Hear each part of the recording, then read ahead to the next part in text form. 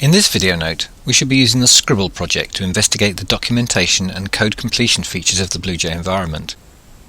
The Scribble project already contains a class called DrawDemo that includes some examples of how to use both the pen and canvas classes, and we encourage you to browse that class for some further background. In this video note, however, we're going to start with a copy of the Scribble project, which we've called MyScribble. But we've removed the DrawDemo class and replaced it with the bare bones of a new class. We're going to add some code to this class to do some drawing and, in the process, illustrate some additional features of BlueJ. Let's start by adding a pen field to the class, because we'll need one to do some drawing. In the constructor, we obviously want to initialize that field with the new pen object, but what parameter does the constructor take? The obvious way is to look at the source code of the pen class. Opening the class and scrolling down, we can see that its constructor takes no parameters, so that's what we'll use.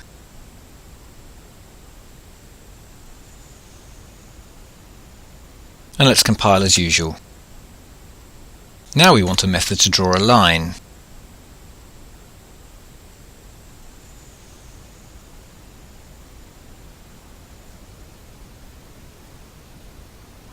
We're only experimenting at this stage, so let's draw a line of a fixed length.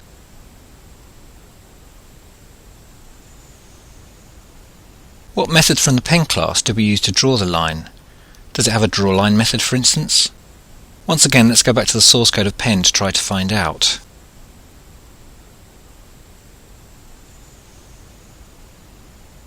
As we scroll through, we notice that actually there's another constructor that we missed the first time we looked in this class. There's a move method, which looks one possibility for drawing a line. Does it have a specific drawLine method? At this stage it's becoming a bit overwhelming to browse the whole class. There's a lot of code in there that we're really not interested in. We actually only want to know what methods are available, not how they're implemented. That's exactly the kind of view that the Java API documentation provides. Unfortunately, the pen class is not part of the Java API. However, we can actually see a similar view by changing how the class is displayed within the BlueJ editor. Either by selecting Tools, Toggle Documentation View, or by selecting Documentation from the menu over here, we get to see a more concise view of the class. This looks much more useful for finding out what methods the pen class provides. BlueJ is able to provide this view because Java doc notation has been used to comment all the methods in the class definition, just as it has for all the classes in the full API. Now we can concisely see the full list of methods of the pen class and observe that move is the one that we want for drawing a line. Notice that this view also makes it easier to see that there is more than one constructor. So now we can go back to our class and complete the method.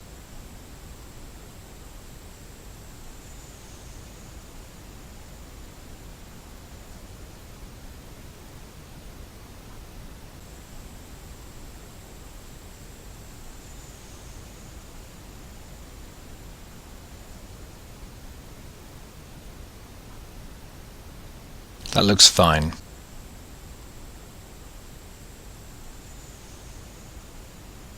Okay, now we're ready to draw something more complicated. Let's be ambitious and try for a 5-sided pentagon.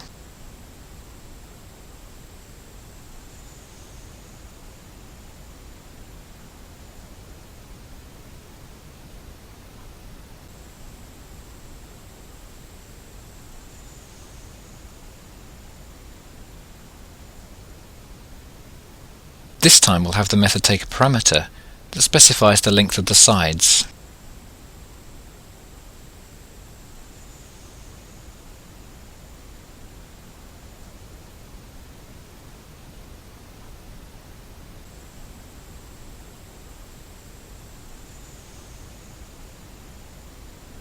The basic structure of the method will be a for loop.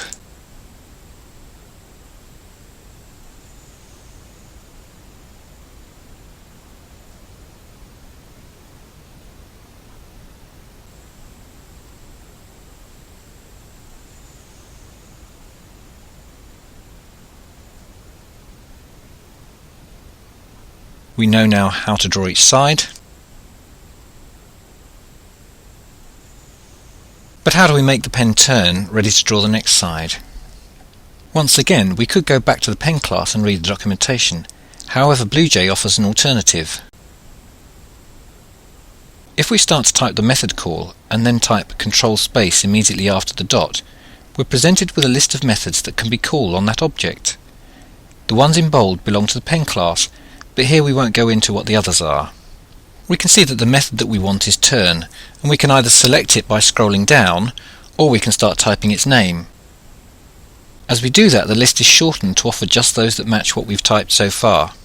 Pressing enter at any point selects the one currently highlighted. This process is called code completion, and something similar is typically found in most programming IDEs. Now we just have to put in the number of degrees and add a semicolon. Let's imagine that we don't actually know the number of degrees, but that we do know that we want to turn 1/5 of a full circle, so that's 360 divided by 5. Let's try it out and see if it works.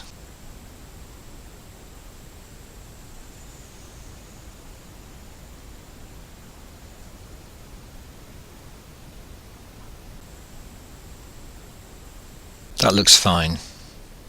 So we've seen how the documentation view and code completion can simplify our use of library classes. Now let's take another look at our draw pentagon method and make some observations about it. Firstly, that 360 divided by 5 is slightly cryptic. We used it because we couldn't remember how many degrees to turn to draw a pentagon. So let's make the meaning clearer by defining a local variable to store it, which will mean that the value will have a name.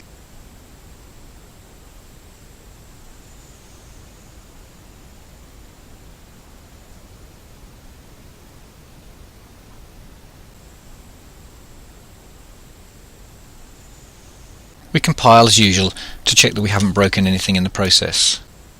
Now we notice that the value 5 appears in two places, but both mean the number of sides because this is a pentagon, so let's define a variable for that too.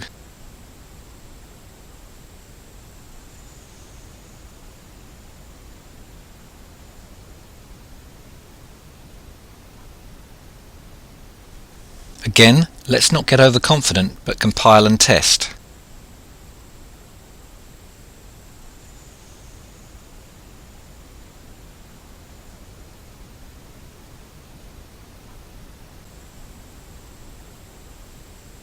Now, if we go back to the method, we might observe something quite interesting.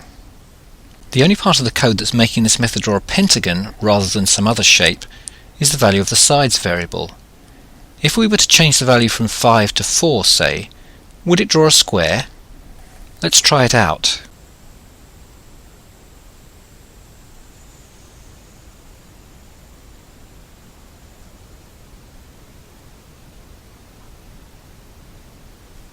Notice that the method is still called drawPentagon though. Indeed, it does draw a square. What about changing it to 3? Would that give us a triangle?